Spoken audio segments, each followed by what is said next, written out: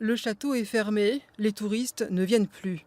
À La Roche-Pau, personne n'a vraiment été étonné par la perquisition des lieux et l'arrestation du propriétaire.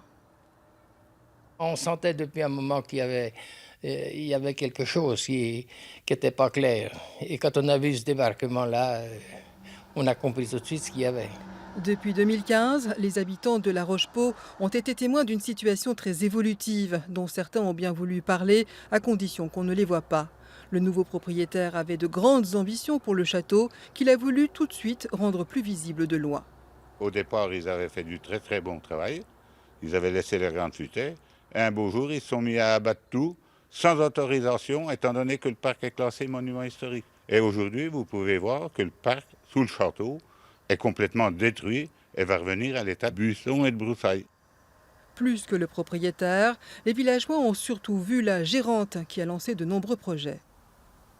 Elle avait créé une boutique, elle voulait acheter du miel, du vin, beaucoup de produits régionaux.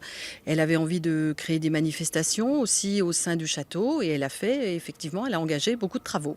Serruriers, plombiers, électriciens, terrassiers, 8 à 9 artisans ont travaillé, mais ils n'ont jamais été payés. Chacun a perdu entre 5 000 et 7 000 euros. La gérante avait également acheté l'hôtel-restaurant à l'entrée du village, un établissement resté à l'état d'abandon. Que va devenir La Roche-Pau sans son atout économique majeur? Les habitants en viennent à regretter l'ancienne propriétaire en qui ils avaient toute confiance. C'est lamentable, quoi, parce que ce château de La Roche-Pau et la famille Carnot s'étaient liés ensemble, parce que ce château se payait bien avec les visites qui revenaient et tout, quoi. Mais il fallait pas vendre ça en russe, quoi.